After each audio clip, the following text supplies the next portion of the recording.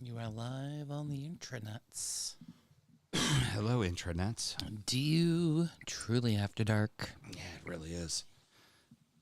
And I don't want you to see me cry. Yeah, well, don't worry. They're going to see a grown man cry over here, too. So, fuck. I'm doing good. Yeah, of course you are. Fuck you.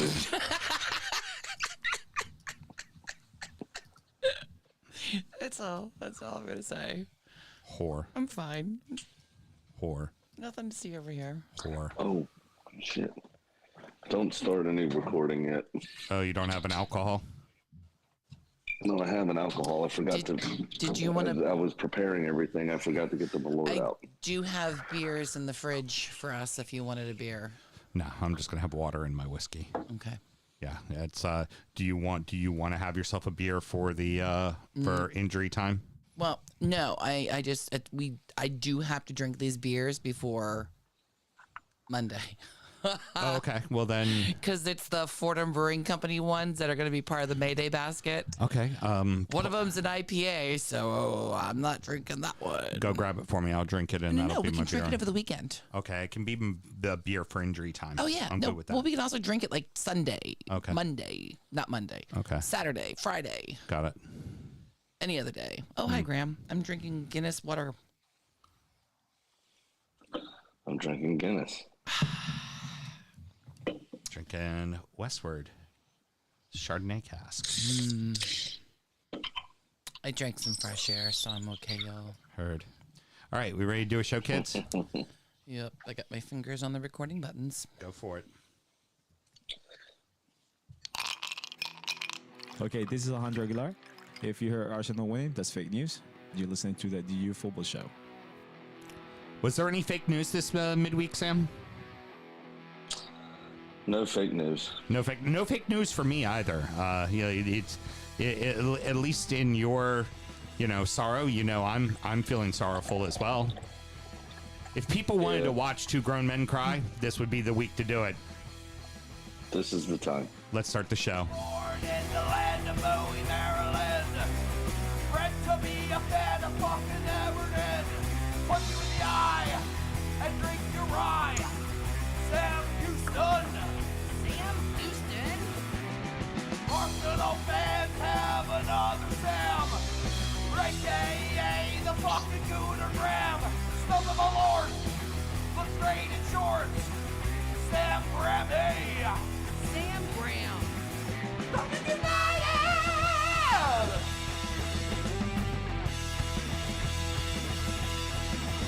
Fucking United!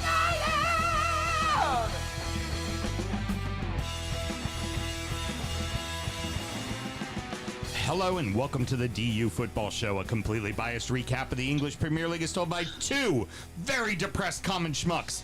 I am your host, Sam Houston, and across the way from me, the saddest boy, Mr. Samuel Graham. Sammy, how you doing, buddy? Sad. Oh, it has been. I actually did tear up yesterday. Oh yeah. I almost teared up at Across the Pond today. I was so happy that my day got finished short with my boss, and I was able to go sit down at the pub, watch the match, and then midway through the second half, I was like, why can't I just still be working with my boss and not watching this? It's so. We're recording at the that public was the house. One saving grace. Sorry. We're recording at the public house, or at least Mel and I are. Sam's over Zoom, over Video Ninja with us, right? Video Ninja? Yeah, It's Video just Ninja. the power of the intranets. Just outside the nation's capital. You can check us out on all podcast platforms. Please be sure to rate, subscribe, review, and share with a footballing friend. Should you want to chat with us, there is many ways that you can. Mr. Graham, tell the good people how they can get in touch to laugh at both of us, because it's probably what they want to do. Of course. It is DU Football Show on all the social medias and dufootballshow@gmail.com to get in touch via email. Excellent. Yeah, that's talked with Alan a little bit while the match was going on, and just going back and forth, and then I'm just like, fuck, we're in real trouble. And he even, he's happy because they put 4 past old short arms, the Sunderland boy, and he goes, dude, I feel for you. I'm like, thanks. It's pity. It's fucking pity. Yeah.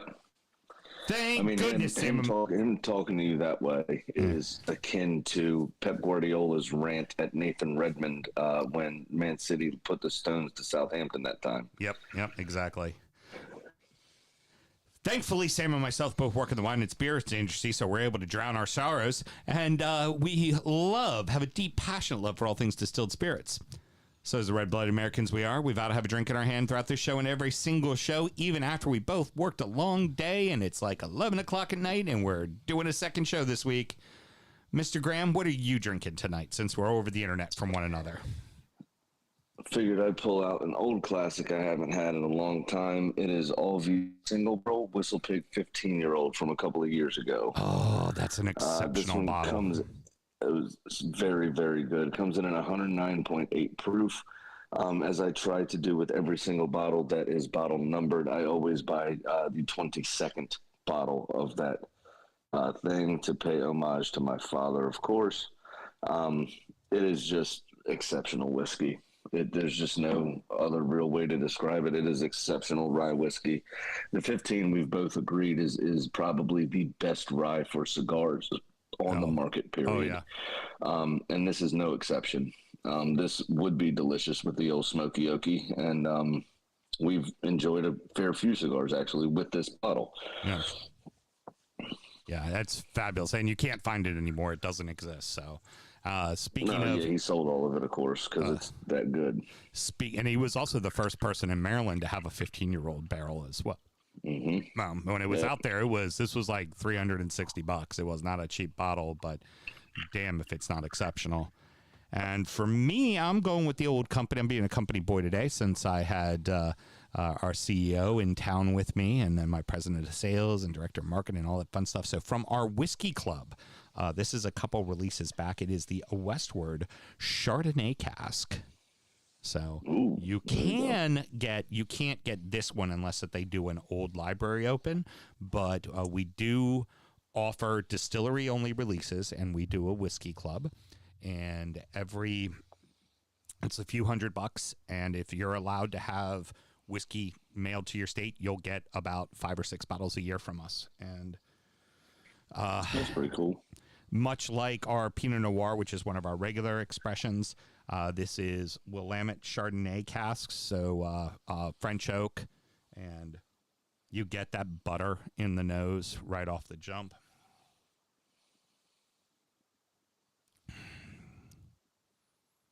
Oh, yeah, that's lovely. A lot of bright green apple in that whiskey. Mm-hmm. Doesn't have a ton of that barley kind of crunch to it. Sorry there that I knocked the stupid mic stand, everybody. Made that go durr. Yep. 90 proof, drinks great, wonderful little whiskey, and like I said, go to westward.com, westwardwhiskey.com for our whiskey club if that's something you are interested in. I also have one I have not opened yet. I just got a Sauterne cask as well. So Sauterne cask. Love Sauterne finishes. Yeah, Sauterne finishes are always fabulous. So, Mr. Graham, tell everybody what they need to make sure they always do. Remember to drink responsibly unless you're in the safe confines of your home, your family's asleep, and your team is either pissed the title away or about to get relegated. Then do whatever the fuck you want. Heard. Hey, Mel, you mind cheersing with me, my dear? Ooh, that was a nice little clingy. Good enough, Mr. Graham. Good enough. We'll let it go. I try. The title was on the line this midweek, and regrettably for the young upstart Gunners, the juggernaut that is Man City has changed the course of the title race. Man City 4, Arsenal 1. Mr. Graham, my notes say let Sam go. So the floor is yours. Just before he goes on the floor, I want to point out that Pat is in the chats. He might not make it till later, but he wanted to listen some, but he thinks Graham might be too sad to read his email. Oh, no. Very good. I'll read the fucking email because I'm a professional, okay? All right, Mr. Graham, the floor is yours. So I've never really been in this place. It's a really weird place to be. I feel less bad than I did when Leicester won the title because we only lost 3 times that season. Or I'm sorry, Leicester only lost 3 times. We beat them both times. We continued our run in the Champions League. That was actually the last season we had Champions League football at the Emirates Stadium. And, until now, because we are, with other results this week and midweek, we are guaranteed Champions League football again. Right. That was the aim at the start of the season. So did we accomplish our goal? Yes. We let points slip to weaker opposition in that 2015 season, of course, and that was bitterly, bitterly disappointing. And we still finished in second. That was also at the same time the last St. Totteringham's Day that we had prior to this year. So are we progressing? Yes. Are we doing well? At the moment, no, obviously, but in the context of the big picture of the season, yes, we are. Yesterday was an unfortunate circumstance where we had to get a win, which means we had to leave ourselves exposed. We had to push. City are how they are, and it was end of month. It still is end of month, obviously, and I got busy. I checked my phone at about 20 minutes gone in the game and saw that they had scored first and promptly didn't look at it again the rest of the time because we were fucked. Yeah. We only had the chance of weathering the storm for the first 20 minutes and then catching them on the break once or twice, maybe. And scoring first was the key cog, in my opinion, of winning that game. And it only took them 6.5 minutes to do us. Probably should have been less. Thomas Partey's foul probably should have been a penalty. But then Michael Oliver was kind to us in that moment. Then consider that a wash because John Stone's goal was definitely offsides. Yeah. Well, especially Very if you much look at, offsides. which will come on to the Southampton goal that got disallowed late on against Bournemouth. I mean, what advantage is Che Adams gaining there? You know what I mean? Like, so VAR is, I understand why. There's a lot of money at stake. I understand all that stuff. However, ... It kind of takes the fun out of it. It just annoys me. And these very marginal decisions is like, why do we care about this toenail? Right. Like, that's like, come on. Seriously, what advantage is he gaining from that? It's frustrating. But Harry Kane runs in front of a shot, and it's not considered distracting the goalkeeper. Like, it very much feels like VAR sees what it wants to see. I know I've said that ad nauseum, but it really does feel like that is honestly the case. Yeah, I mean, the VAR is still a fucking human being. So there's still going to be human error, especially if they don't follow the fucking protocols that they're supposed to be following. It is, if you listen back to the last 6 months of shows, I have been very coy about not getting excited. Mm-hmm. I've not let myself get excited until the turning point was about mid-March when we beat Manchester United. Yeah. And I said, I believe now. And that's the kick in the nuts, is to let myself get excited, and it only took them 4 weeks to fuck it.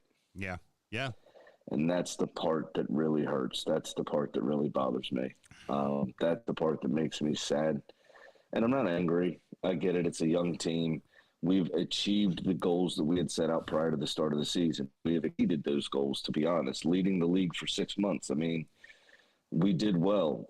I think the bookies have us down to a 3.5% chance at winning the league now because City have the requisite games in hand to go 2 points clear of us, which means they need to fuck up a minimum of 2 times.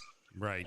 So, you know what? For the next 3 days, I'm going to enjoy us being on top of the league for the last time this season, in my opinion, because we lost the league yesterday. And if I didn't let myself get excited, I'd be a lot less depressed. But I did let myself get excited, and it's just a gut shot. It's bitterly disappointing. And the same thing I told my wife yesterday. We had you've bought a house before. You know the rush at the beginning. Then there's nothing, and rush closing, right? Right. Well, our loan officer didn't give us a due date for some documents, and then sent us a threatening email that they were going to delay closing if they didn't receive them yesterday. So not only was it end of month, very busy, I had that on my mind. I had the game on my mind. And finally, when I got decompressed and sat down last night and poured a whiskey, and Carly looked at me and she said, "Are you okay?" And I was like, it's been 19 fucking years. Yeah. And we had it in our hands, and they couldn't come through for me. And I'm really been stressed. And that's where it just kind of popped. And that was the straw that broke the camel's back. But I, at the same time, again, am immensely proud of this team. My support for this team has never been stronger. They've made me fall in love with them again this season, and I just want them to do well. And I will forever wear this badge on me and drink from this chalice. And we go again next year. All right, good. Well, before we get into Manchester City, why don't you go ahead and pour something you haven't had to pour in quite a while? I don't know if I have any. You have. It's been so long, it may have gone bad. Already seen it. No, it's Sam. One would debate it's always been bad, and it is possible for something to go bad. If it aged longer, it'd probably be better, to be honest. Yeah. Well, this is my first shot of Malort for quite a while. And I know you wanted me to come on here and be angry and get clicks and clickbait and all that kind of stuff, but you know what? I take the shot of Malort with pride. Arsenal had a hell of a run this season. And you know what? It's still not over. I'll take that 3% chance, because if you told me we had a 3% chance at the beginning of the year in August, if you told me we had a 3% chance to win the league in May, which began, I'd have ripped your hand off for it. So we're where we need to be on the path. Yes, it's disappointing. Yes, it was in our hands, but the boys are growing. The boys are developing. I'm super proud of them. And despite having to do this, I commend them for this season and this performance. Oh, let me just say this could be City's last run because of who knows what is going to be in store for them with financial fair play. Remember, they did break financial fair play 114 times. You can't imagine that some of it's not going to stick. And you wonder is, De Bruyne got that goal today, but is De Bruyne truly happy? There's been a bad run for him in the season, and you just kind of wonder. But you have Erling Haaland, and that fixes all your fucking problems, because that man played a stellar fucking match. It's not rated by the goal he scored at the end. It was the hold-up play that he did the entire match, and the pass he made that led to the first goal. I mean, it was De Bruyne, yeah. That was it for a City fan. This is exactly why you bought this man, was for this game in this moment, and he was fucking massive for City. Mm-hmm. Is it just me that got annoyed the fact he decided to play the last 20 minutes with his hair down? He hasn't done that all season. Yeah, I think he was having a goat, going at you guys. That really pissed me off, actually. Yeah. If I was Rob Holding, I'd be exceptionally annoyed. He threw Rob Holding around a lot. Rob Holding got a goal, so suck a dick. Yeah. Okay. I'm sure he'd rather not have a goal and have not given up 4. That's what probably it's a defender. And 2 of them were his fault directly. Exactly. Now, the bigger question that we're looking at, because the whole season it was a fairly good lead for Arsenal. You felt like they were really in the driver's seat, but now all of a sudden everything flips. City's now looking at the title. Yep. They're now in the FA Cup final against United, and they beat Bayern to advance in the Champions League, and now they've got a weakened Real Madrid in front of them. You have to think if they can get past Madrid, now that's a big ask because Carlo and the boys know how to win these games. City does not know how to win these games in the Champions League. But you have to imagine if they can get to the final of the Champions League, the treble is real. This can really happen for City. Well, here's the thing. The cool part about it is City has been in a final before, obviously, when they lost to Chelsea. Chelsea at the time were not as big of a machine as City were, but I would liken Chelsea in that moment, in that season, to be how kind of Arsenal is now. They had started their rebuild. They faltered a little bit, got a new manager in, and he was brilliant when he first took over. Thomas Tuchel kind of reworked that whole system and got players where they needed to be to make it happen. Now, obviously, things changed when Roman Abramovich and everybody got the money frozen, and then Bowley comes in and goes nuts, and Chelsea's now in a shambles, which, is understandable. But Frank's City, Frank's going to fix it. If they were facing Real Madrid in the final, I would, because that's the game that they won. Right. I would fancy Madrid to win it, weekend or not. Right. But the fact that they're facing Madrid in the semifinal, I think is going to be pretty straightforward, and I think City are going to brush them aside like they did Bayern Munich. The only chance Arsenal have at the point is they focus too much on that game, and Pep, being he, decides to tinker too much with their team the weekend. You have Fulham chasing European places. You have games against Everton, Brighton away, both of those games away. But I think they also play Chelsea as well. Frank ain't going to fix that. But I just don't see where City's going to drop points. I'm looking at their schedule, and in the league they could play their entire second team, and I don't see where they're going to drop points really. Mm-hmm. Well, look at so especially with the lack, and we'll come on to it, but the lack of Brighton response following that disappointment. I said it on Monday. That was my concern about how they were going to be, and City see them 2 games from now. Yeah. So are they going to have that confidence back? Probably not. I mean, City could do them for 5 down there and not even get out of second gear the way they played yesterday. So it's for, I hope they keep one eye on both of those competitions, and Pep over it would be great. That would help. We still have to now do what we have to do. It's not in our hands. But for them, I mean, that's really the biggest issue. We have past Leandro Trossard, Eddie Nketiah is coming off the bench. Oh, okay, does that really inspire confidence? Reece Nelson, does that really inspire confidence? He brought on Julian Alvarez, a fucking cup. Mm-hmm. Like Riyad Mahrez is coming off the bench, multiple trophy winner, across multiple teams as well. Forget he was with Leicester when they won the title. So the depth and quality is stark. And then of course you've got fucking Thor up front, which what are you supposed to do with that? Well, Grammy, let's look at the positives. It sucks right now for you, but at least if City does win the treble, it'll really fucking piss off United supporters.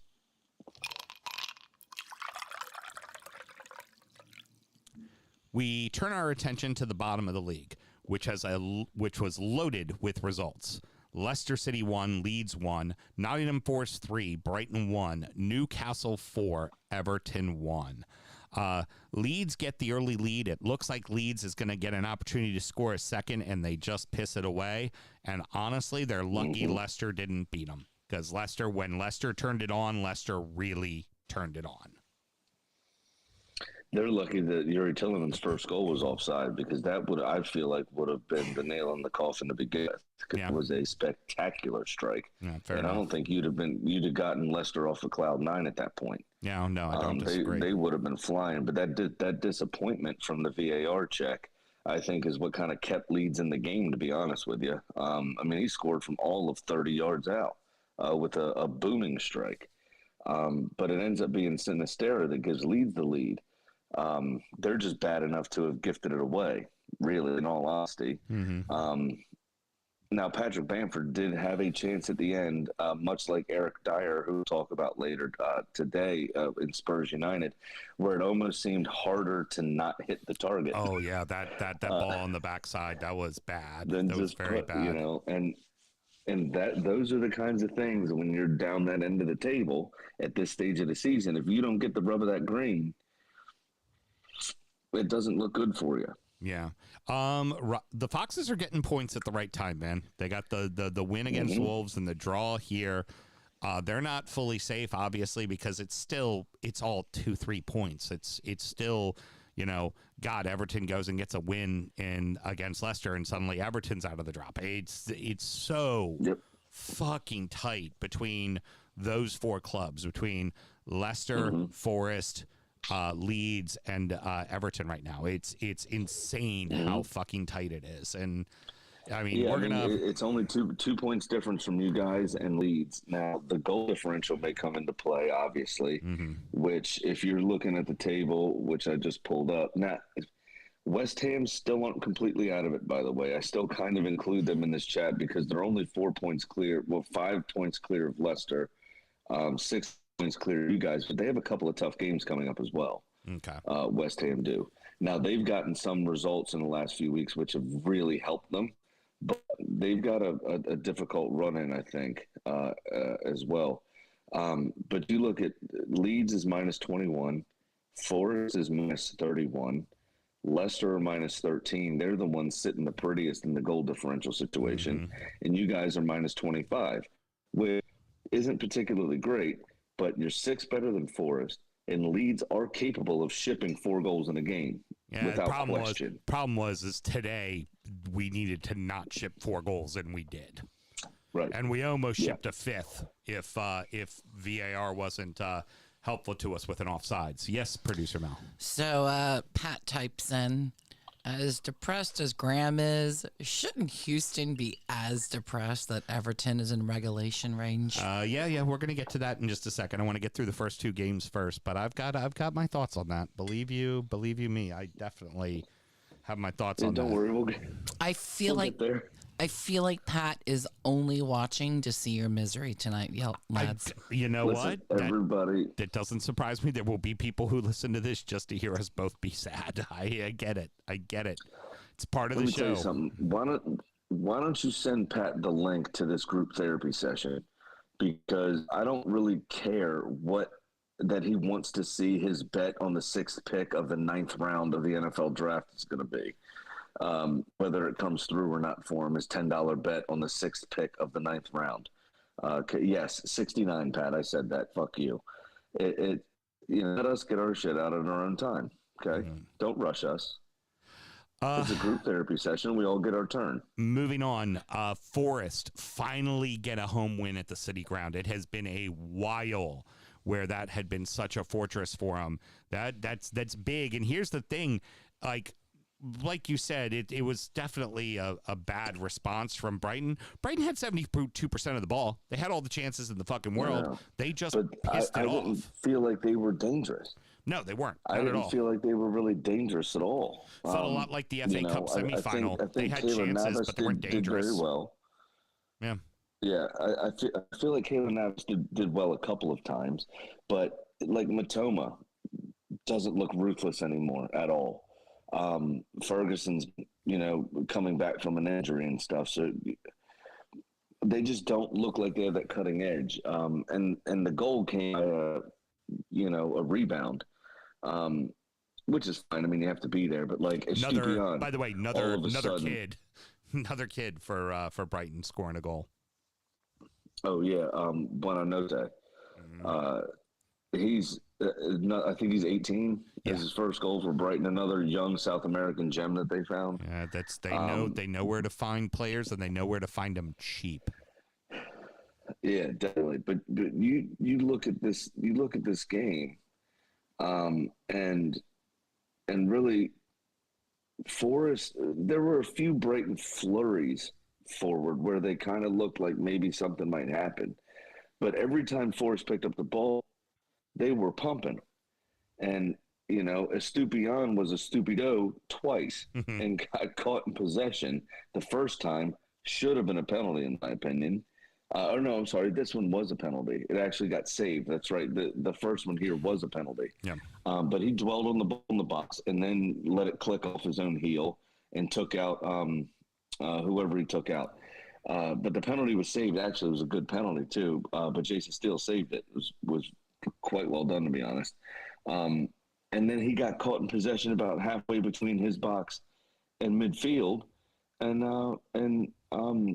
was it Danilo that ran in and finished very well to the far corner.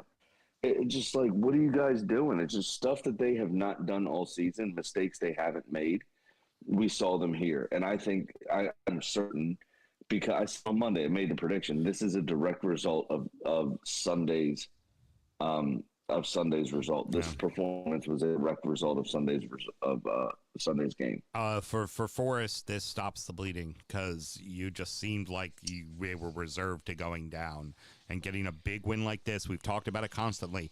Those are the games that keep you up. When you look at the end of the season, you look at the key games at home that your team found a way to win, and that's why they're in 17th and 16th place and not in 18th and 19th place, is what it ultimately comes to. I tend to agree with you. My full opinion kind of on this is, kind of the same as it is for my club, right? Sunday's result informed this becoming a key game for Forest.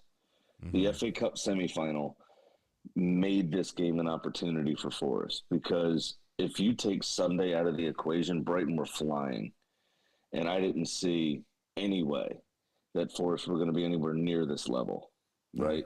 Yeah. And this, as in the context of the season, every manager goes, all right, we should win this game. These are key games that we have to win. They're teams that either might be around us or whatever. But if you're this high up in the table, like, no team looks at Manchester City and goes, we're going to win that game, right? Right. Arsenal didn't lose the title because of yesterday. Arsenal lost the title because of the draws against Southampton, West Ham, and whoever the other fucking team. I can't even remember it now. Liverpool. The third team. Liverpool. Liverpool. That's who it was.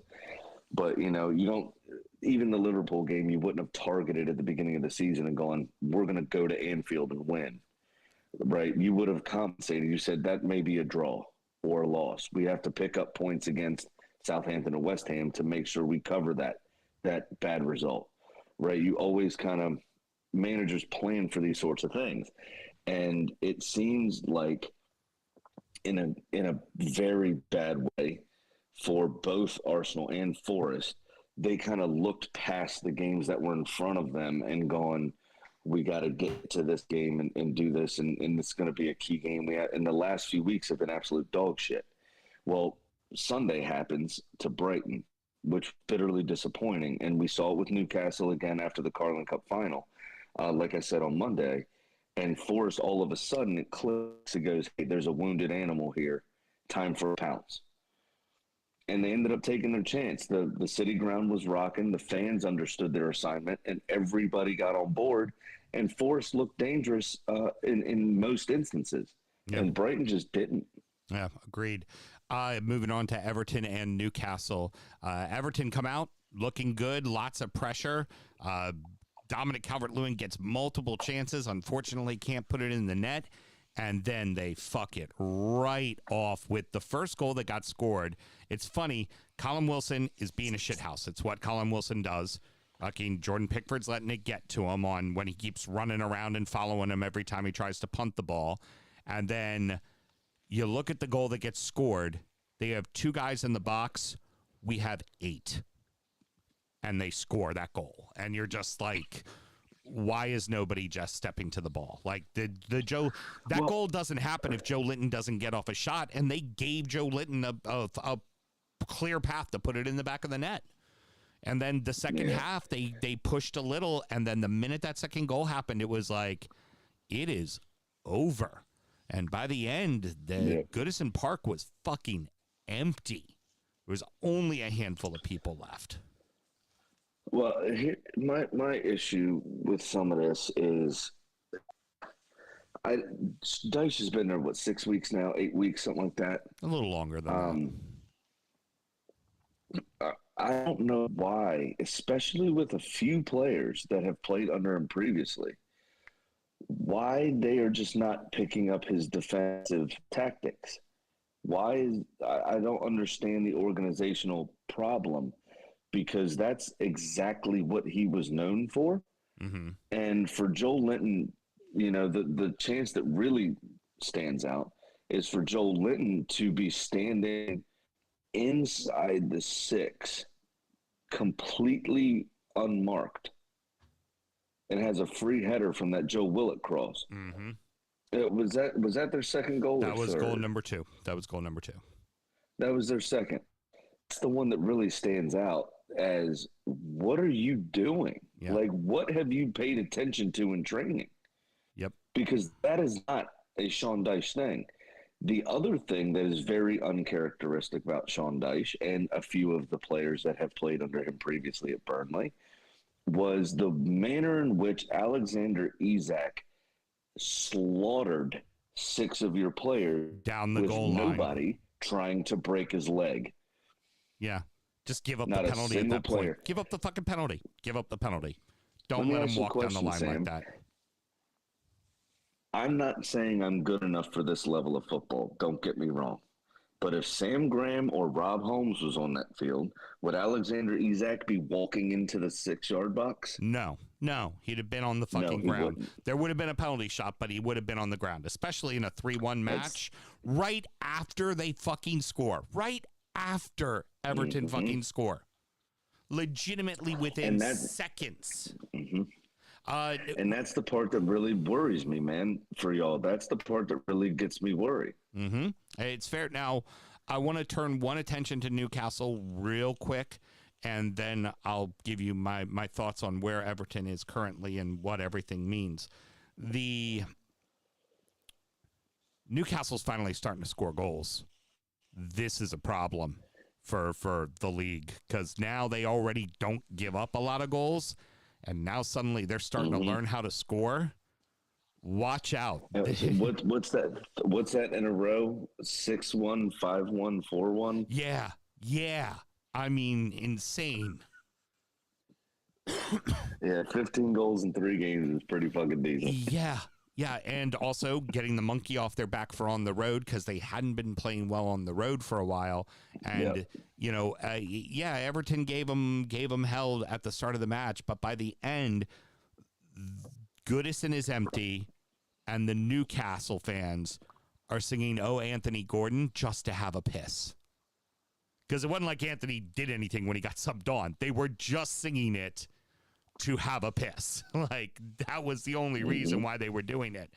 And it now leads Everton to the same place that you guys were in this Wednesday. Next Monday at Leicester, Everton has to win. They cannot be a draw. Everton have to win. If they want any chance at survival, that game has to be a W. And conversely for Leicester, if Leicester wants to stay in the league, they have to win that game and put Everton to the sword.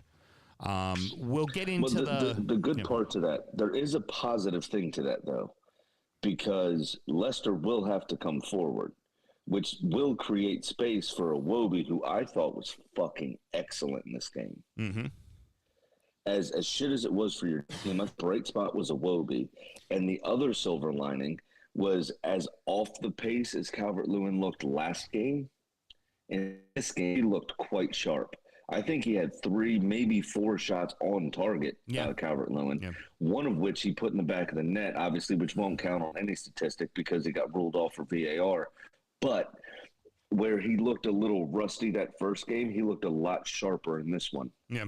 And it's him and Iwobi together. Has issues. Yeah, it's him and Iwobi together that are doing that. I mean, yeah, and you're right. With Leicester, let's face it, in this Leeds-Leicester draw, it was Sinucci and a Face were the 2 center backs. That is something of nightmares right now for Leicester. It should be. They should be terrified. Oh, yeah. Now, especially facing DCL with the quality of chances that he himself created. That should be a worry. Yeah, agreed. For Leicester big time. I mean, I think you guys could get a couple of goals. Yep, I don't disagree, and that's the case. That's where we are now. for Everton, and we'll talk about it next week because we'll only have 9 games. We'll take a look at the teams in the relegation zone. We'll look at their remaining fixtures. I know Everton's right off the jump, which is at Leicester, at Brighton, home to City, at Wolves, home to Bournemouth. And you have to assume, I mean, maybe Brighton start to piss it off and start to fall behind, and maybe we get lucky, but I doubt it. I very seriously doubt it. City, you may be too far outside the zone there. Right. City, yes, we drew them. They're going to remember that, and that ain't happening again. The blood's in the fucking water. They're going to fucking march to the title. I doubt they're going to fuck anything off the rest of the season. Good news. Wolves and Bournemouth are pretty much safe and won't care by the end. So, but you also have to play them still. You have to score first. In those type of games, if they score a goal, they'll go, okay, well, you know what? We'll have a run today. And they are both, by definition, better than Everton in the table. And they both have beaten Everton already. So, yep. The other thing about scoring first is they end up exposing themselves more. You know, if, like I said in our match, the only chance we had of winning was scoring first, because then we could sit back and be organized and build as we wanted to build, right? Yeah. When they score first, you have to go forward now. In a must-win game, you have to bomb forward. Right. And that just leaves those channels wide open. So Everton has to get that first goal. And if you can get that first goal, you can settle into being compact first and then building as you see fit. And that's the key, because if they get that goal, you have to leave yourself exposed trying to equalize and then trying to win. And it just you're susceptible to the counterattack at that point. Yeah. Mr. Graham, any final thoughts before I go ahead and say what I have to say, do my shot of Malort, and end this segment? I really do hope that you stay up.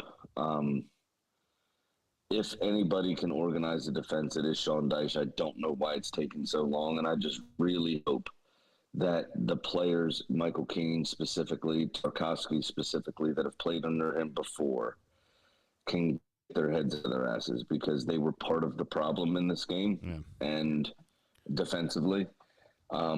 This wasn't the midfield's fault. Onana, Gay, and Doucouré played very well, and they were winning lots of balls, and they were doing everything. This was all defense, all on the defense. And I just really hope that y'all can figure it out, because the difference between last season and this season, for me, that I'm noticing, is I don't see the togetherness between the fans, the team themselves, just amongst each other, the manager. I mean, by the end of it, Sean Dyche was just sitting there going, what the fuck can I do?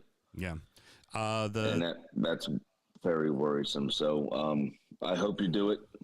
But it is quite scary. So take it away, my friend. So the fans were great leading up to the game. They were great throughout the game until it got out of hand. And also at that point, once it gets out of hand, I don't blame them for leaving. I don't blame them because what are you going to do? You can't sit there and boo, because if you're sitting there and booing, all you're doing is bringing down the boys. So the boys, you go, you know what? It's like when you're really angry at your spouse and you go, you know what? I'll fucking talk to you tomorrow. I love you, but I'm going to talk to you tomorrow. You know, we've done that before. She give me weird looks, but that's kind of that situation for the fans. They love their team. And I want to make this very clear. I want my team to stay the fuck up. I do. Now, allow me to say the following. We fucking deserve this. We have done this to ourselves. We have mismanaged our funds, and our board has been trash and has not cared. They have made up assaults. They have hidden from the fucking games and not shown up when there needs to be a unified front moving forward. When our fans demanded more, fucking Kenwright had the audacity to say, well, I know you all are concerned about my health, and ignoring the actual problem. We are the banter club. We deserve to be the banter club. Teams that supporters who do not like us. I get there's people that like this show, that like me, and they don't want me to see my team go down, but they don't like my team. And they're laughing at us right now. And frankly, we fucking deserve this. Like, every single ounce that has led to this moment, this is what we fucking deserve. And here's the thing. If we barely survive this year, we have this problem to worry about again next year. Because who the fuck are we signing? All the moves we made, people that we sold them so that we could manage our books. And I guarantee you, our number one ain't going to be our number one next year if we stay up. Us signing him to that 5-year deal just guaranteed that we're going to get $60 million for him and not $20 million for him. That's what it is.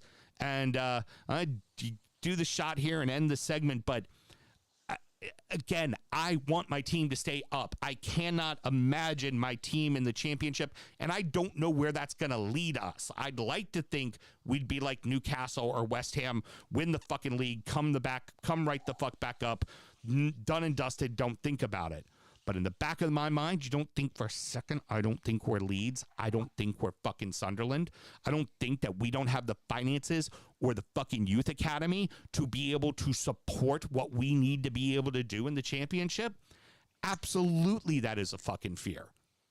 And again, as I take the shot, we fucking deserve this. And any Everton supporter who doesn't think we don't deserve this, take a hard look in the mirror, because you are as delusional as Arsenal fucking TV. Cheers. Thanks for bringing it back to me.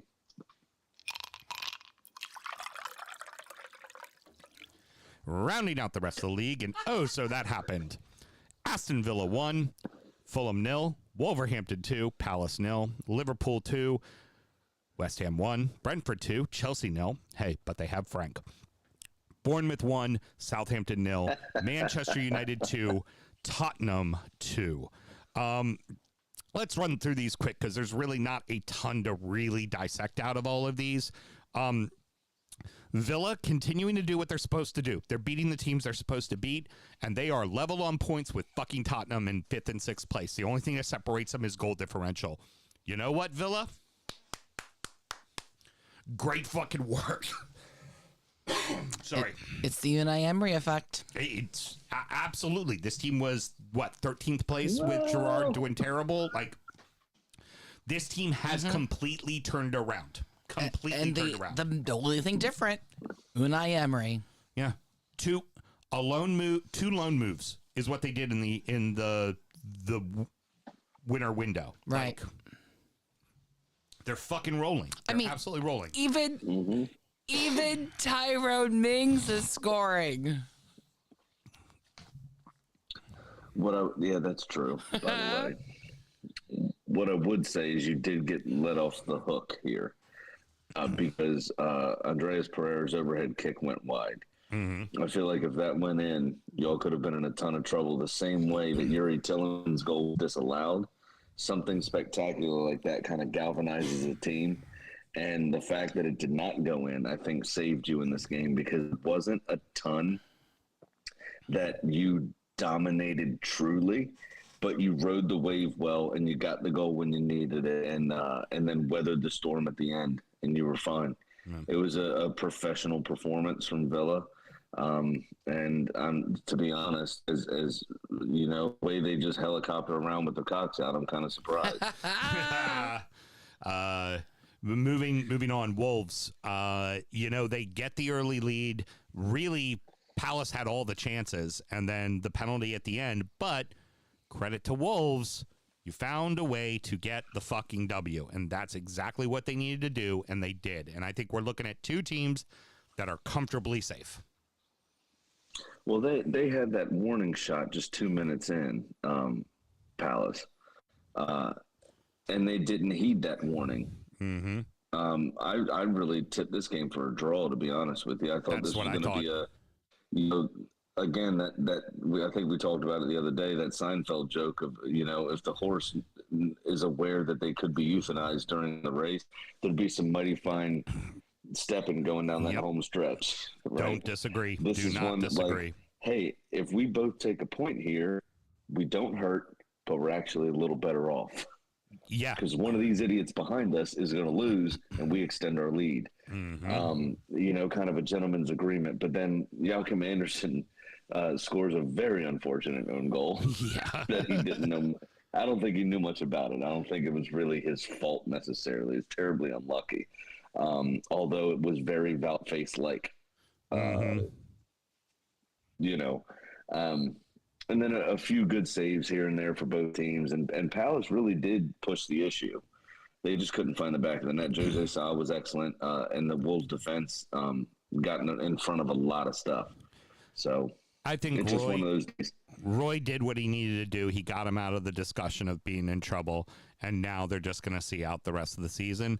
And I think, unfortunately, Palace is left with more questions than answers. It's this really incredibly young, talented team, but who the fuck is going to take them to the next step? Because the next step should have been this season. And it's not like the step needs to be big. The step is finish in 10th. That's the step. It doesn't have to be a huge step. And yet again, 12th is annoying. But yet again, they are where they always are, which is like 11th to 14th. That's just where they are. Yeah. Always. I mean, that's absolutely fair. Which, by the way, I would kill for. I would kill for right now to be that. I would kill to be Crystal Palace right now in that situation too. Yeah, no, I feel you absolutely. I do want to spare a moment for Neto's ankle, because Johnstone came fucking flying out of there. Yeah, he did. Yes, he now, did. Neto did a lot of extra rolling around. I'm sure that was incredibly painful. And there were some theatrics involved in the reaction. But Johnstone, I mean, it got in there a second earlier and Neto's foot was properly planted. He could have snapped his leg in half. Yeah, no shit. He came flying out of the fucking goal. Oh, shit. Well, let's keep rolling here. I didn't even put notes in because that's how fucking exhilarating it was for me. I'm looking at it right now. Liverpool get the win over West Ham, despite the fact that West Ham scored first, and you're just kind of like, it's going to be one of these games, isn't it, for Liverpool? But they responded pretty quickly. Yeah, they did. I'll take care of this, Sam, because once again, as I told Pat, I'm quite the professional. I have my notes here taken care of. Both teams did start pretty well, but Luis Pita, and it's no surprise that him coming back from that injury has really changed West Ham's fortunes. Mm-hmm. Their midfield looks so much more cohesive with him in the team, and it was his surging run, just playing 1-2s off of what seemed like every player on the pitch on the way to his fine finish to open the goal scoring. But West Ham didn't hold on to it long. 5 minutes later, Gakpo equalized, and then it was a pretty good strike. It was all right, I guess. And Fabianski wasn't forced into a few saves, but West Ham didn't lay down in this game. I mean, they created chances. If I was Smokey, that 2-year deal I was talking about Monday for David Moyes, I'd maybe make that 3 to 4 years after seeing this performance. Because West Ham, they had their tails up a bit. Now it was a little unfortunate, but they were excellent. I thought it's just an unfortunate performance, and they left Joel Matip unmarshaled, and that sharpshooter had a bullet header fucking hit the back of the net. I thought he was going to rip a hole in the net with that header. Yeah, fantastic. No shit. And now Liverpool find themselves just, I think, 2 points behind, jumping in front of Tottenham for fourth place. So they're right there. They're looking. They looks like they're going to probably find a way to get into Europe, and I think it's going to end up being Brighton odd man out at the end of the day, because I don't think Villa's slipping. I don't think Villa's slipping. I tend to agree. Villa haven't had, again. You point to Saturday or Sunday rather, that bitter disappointment of not getting in. I don't know what Robert Sanchez is feeling. I didn't see any news that he was injured, but I don't know what he's feeling having been dropped for that Forest game. Mm-hmm. There's, confidence is low in team Yeah. at the moment. And if they don't get their shit together quickly, I really did think with Forrest's run of form, that'd be a great place to start rebuilding your confidence. And they just didn't do it. They didn't take that chance. And now they have a string of games that is troublesome. Yeah. Where some of these other clubs just don't. They have easier run-ins.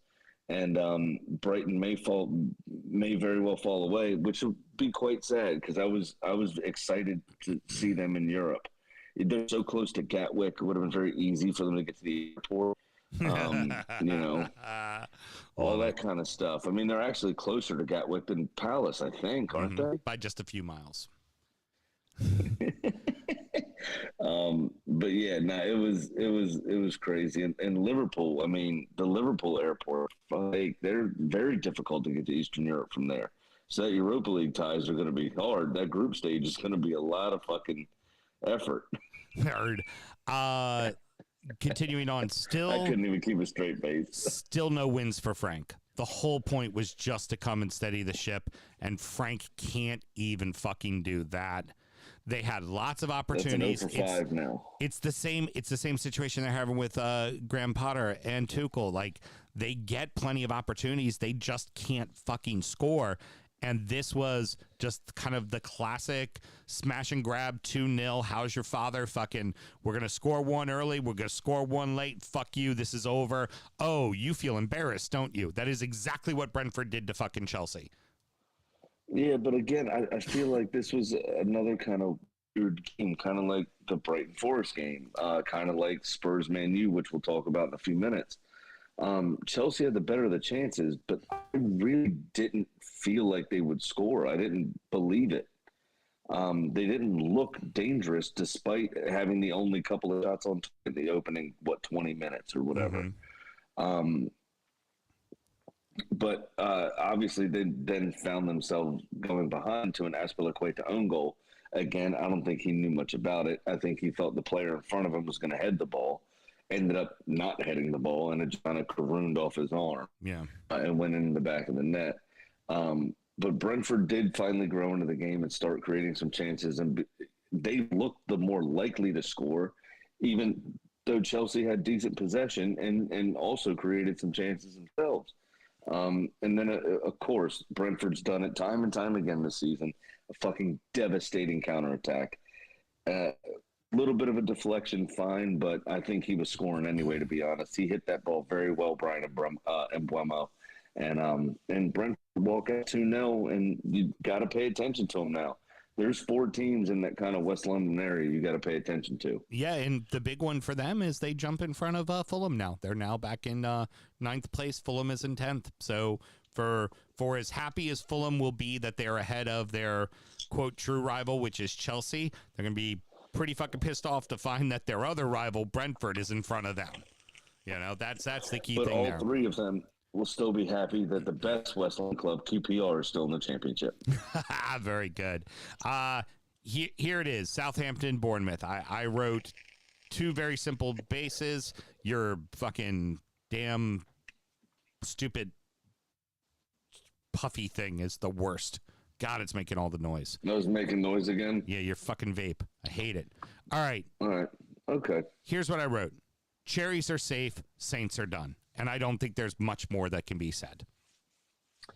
Nah, the only real sentence I wrote for this game was the first half really showed why both teams have been in trouble all year. Yeah.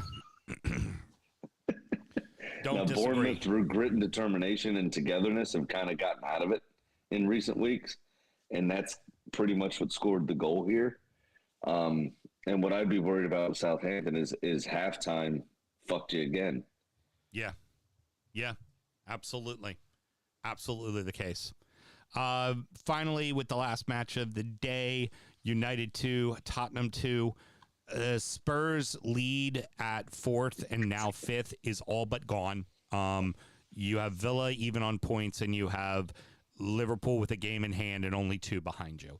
And it's over. It's over. Like, you're now looking 7th place easily in the eyes. And the only positive is you figured out a way to get the draw after going down 2-0 against United. that's something. I mean, honestly, I was typing the notes as the games are going on from the bar, and my first half notes were, do Spurs even care? Do they even care? And they at least showed they cared. I mean, kinda. This game was I think the weirdest of the bunch, to be honest with you. There were chances created, but none of them were really good chances. Mm-hmm. And then there were so many wasted opportunities from both teams. How can you call either one of these teams elite? You know, it wasn't just a bad day at the office. I mean, both teams have had this in them all season. You know what I mean? Yeah, and but it was quite strange. But there were moments like Eriksen's pass to Rashford out on the left wing, or Pedro Moro's strike, or Bruno's nutmeg, a handful of Fraser Forster saves. But for a good moment, there was a bad one I can think of also. Son missed a terrible chance. Eric Dyer, who I've already talked about today, missing that chance. Bruno crashing off the bar following that brilliant nutmeg. And then the ref allowing Son's equalizer. How is that not offside? VAR sees what it wants to see, Sam. VAR sees what it wants to see. Richarlison was standing up next to De Gea. Yeah. What he needed to do is be Gylfi Sigurdsson and sitting down in front of De Gea, and then that would have been distracting and in the way, right? Yeah. It's fucking weird, man. Sure money. I lost again. No shit. This is getting old. I think I might start a new. You know what? I'll give it one more go. Okay. I'll give it one more honest go before I start doing stupid shit. All right. You ready for mine? But yeah, so I am now down $3,300. Nice. As it stands. Yeah, 0 for 33, which is terrible. So, Sammy, what have you? I have one more goal for fuck's sake, is what I wrote. Because all they needed to do was score one more goal. That's all Liverpool had to do. Just one more fucking goal. And, of course, they couldn't do it. And I am down $1,575. Big Sam's Lock of the Week. Graham, 12.903226% of the time. Works 100% of the time, and at least 4 times more than you it has worked this season, which is very nice. We're soon going to reach the point, Sam, where the only way you'll beat me is by a amazing bet, and you'll have like one bet that wins everything, and I will have had 4 bets get hit this season. All right, so couldn't get good odds on just Liverpool alone, so I'm going to take a 2-game 4-leg parlay. I am taking Newcastle and Liverpool both to win and both with over 2.5 goals total in the game for plus 323. You don't need much since you're beating the shit out of me anyway. And mine isn't going to come in, to be honest. I mean, I'm just trying to get under 1,000. That's what I'm trying to do. Yeah. I mean, and Pat will fuck it off at some point, I'm sure. So that's fine. You'll be good. And now, it's time for our degenerate gambling friend Pat's Pick of the Week. I looked less forward to this part than I did actually talking about my game. Heard. So here goes Pat's email. Big win, corners for celebrating. Uh-huh. Well, I won my big bet on Wednesday, and let me tell you, I had that match circled for over a month on my calendar. Now, I know my happiness comes at the expense of my buddy Sammy, so I'll put my cards on the table now. I'm actively rooting for Arsenal to pull it off and win the championship. Fucking cunt. Houston knows me well and can confirm that I like to see my friends happy when their sports teams win championships. Every time. Sound AI.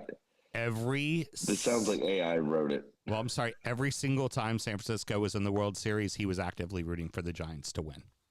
He was. Yeah, but he could have actively rooted prior to the Man City game. It would have been nice. Yeah. Don't. Gentlemen, Yes. he's supposed to be asleep, but we have Pat on the line. Patty! Hey, what's up? Somebody's Hey, up past their man. bedtime. Man, you know what day it is? You know what day it is? It's Friday. Friday. Go in your boss's office, kick him in the nuts, tell him I'm not going to take this shit anymore. You know why? Because it's Friday. Take your paycheck, bet it all on black because it's Friday. That's right. Oh, I love it. I love it. Mel, quick programming note. Sam and I were too depressed to come up with an actual show title, so thank Pat for that one today. It's Friday. Yeah, because I didn't really want it to be "We Deserve This," which is what it was going to. So it's not going to be bitterly disappointing. No, not going to be bitterly disappointing. Oh, Pat, do you have your bet in front of you, or do you want? Hold on, before he answers that, hey Pat, how many A's are in Friday? There's about 3 A's and about 5 I's. Good to know. Good to know. I'm sorry. Continue on, please, gentlemen. Pat, do you have your bet? Do you want to go ahead and say what you're betting this week? Because Sam left it at you were rooting for Arsenal to still win the title. I was about halfway through your email, so whatever you want to do. My email because the stream must have been a little bit delayed before she got a hold of me. Oh, all good, all good. All right. Well, do you want me to start from my first front of my email or just like go? Just from where, just ask Sam. I always root for my friends to be successful, like right around that where that sentence was. It's you should be starting it even if I dislike. Oh, even if I dislike your team, your happiness makes me happy. Unless your team is the fucking Yankees, fuck the Yankees. They go 100 years without winning another one. I'll be fucking happy. But I regret. Now my weekend bet. And I'm going to go way outside the box and have some fun. I'm going to make an all corners parlay. I'm taking the over 9.5 corners in Palace, West Ham, Brentford, Forest, Bournemouth, Leeds, Leicester, Everton, and over 10.5 corners in the Liverpool Tottenham game. $100 pays off $16.50. Oh, getting so proppy, Sam. This should be something you love. If it wasn't the first paragraph of the email, I probably would be excited about it. Aw. So disappointed. But it's Friday. But it's Friday. It's Friday. Exactly. Yeah, this is. I've never seen anything like this before in my life. It's completely unconventional, and actually, I do love it. I thought you would. Hey, man, you want to root for the unders, right? Root for the overs. Got it. Over, yeah, definitely. Over 9.5 corners in all of them but one, which is over 10.5 corners. Yeah, in the Tottenham game. Yep. There we go. Love it. Fucking love it. Fun. That starts from, I think, 7 a.m. on Saturday and ends at 1 o'clock on Sunday. Beautiful. Awesome. No, There Monday. you go. Monday. Everton play on Monday. Oh, Everton, I'm Leicester sorry. is Monday. No, you proved. Yeah, that's right. Monday. Yeah, Excellent. it goes all week on Monday. There you go. All right, buddy. Thank you very much.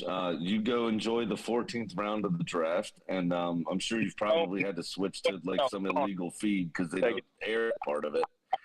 I heard that comment earlier. You know what I'm watching right now on TV? Why don't you take a guess? SVU. No, I'm watching poker. There we go. All right, buddy. We appreciate it. I'll talk to you later. All right, see. All right, peace. Fucking gold. Don't you know he hung up for the first time ever? Pat hung up on us. Fucking gold. Absolute gold, Jerry. Fucking gold. Friday. I just want to say, by the way, he meant digress but said regress, That's fine. and based on his performance, he has regressed tremendously. Don't stop him. He's on a roll. Joking. All right, so to bring this home in my last conscious bet of the season, because I'm going to start doing your bit with Man City starting on Monday. If I don't hit the, and I'm betting against them so I can make up all the money I lost, by the way. But that bet will start on Monday if I don't win this one. I've got Brentford to beat Forest on Saturday. I've got City to beat Fulham on Sunday. I've got Newcastle to beat Southampton on Sunday. And then I have a draw between Manchester United and Aston Villa. Very good. What's that going to win you? It's at United. That's the only reason. If it was at home, Mel, I would have bet for you. I don't know. Watkins gets another shot in away goals. Gets me $1,022. There we go. Lovely. Right, well, Villa's gonna fuck it up. Well, Pat hit on his bet. You and I, of course, missed on ours. But you know what? The chicken hit. There's some reverb on that chicken button. Mm-hmm. Well, Kitty hit City and is back to even at 16-16. So for the weekend, I gave Kitty West Ham heading to Crystal Palace. Okay. Now, Kitty abruptly said she was busy and had to go. And so I watched her run down the hill and jump into a car, and wouldn't you know it, it was James Corden.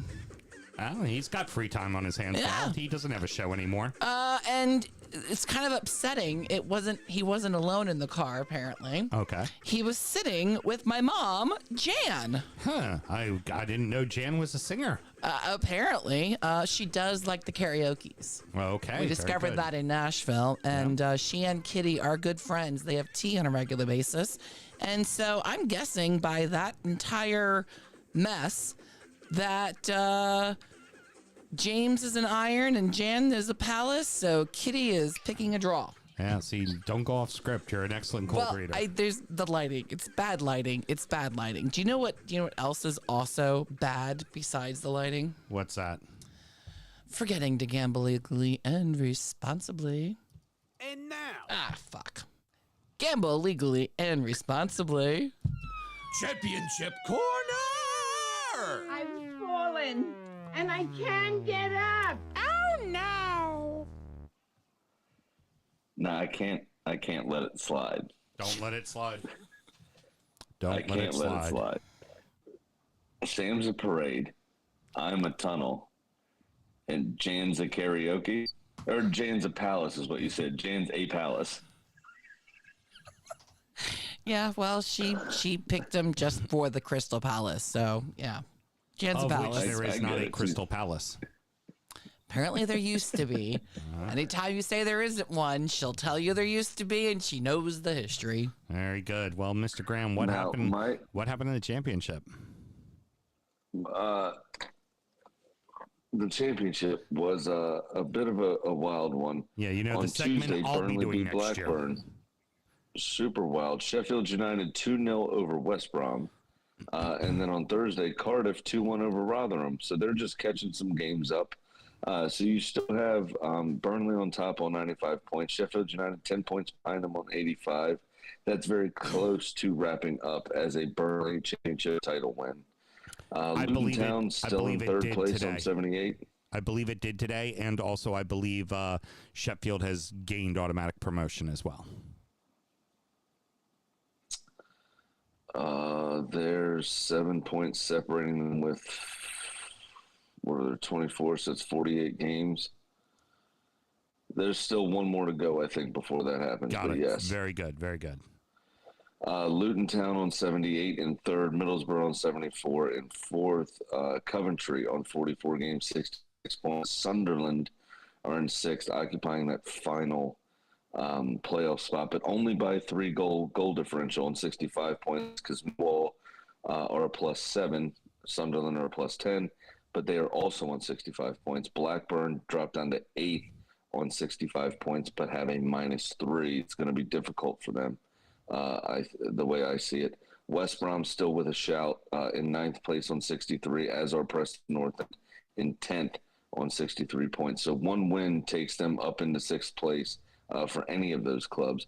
Norwich have a very outside chance on 62. Swansea, same thing on 62.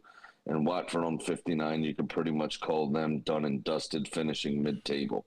Go down to the bottom, and Wigan are on 40, Blackpool are on 41, Reading are on 43, and Huddersfield are in 21st, outside of the relegation zone, on 44 points, also having a better goal differential than those below them.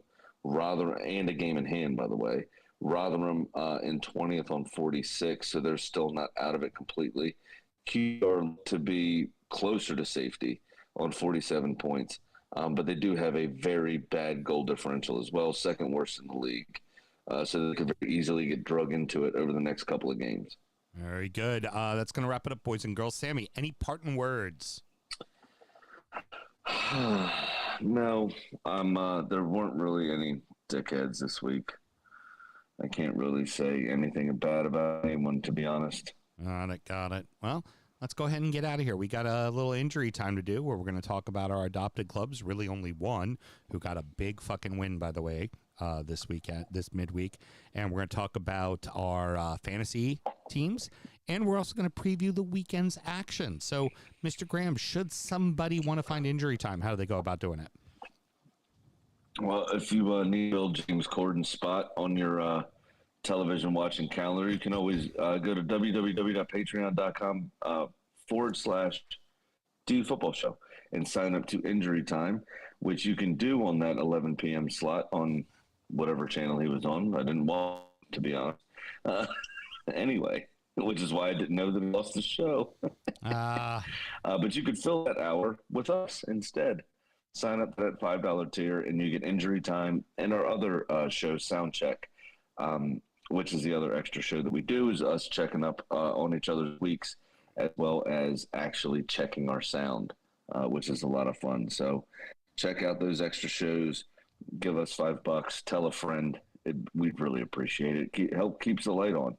All right, everybody. The one light we have. Yeah, exactly. Let's go ahead and get to that. I don't know why that wasn't plural. And call it a night, because you and I have a long day tomorrow still. And we'll be back on Monday. So until next week, everybody. Good night.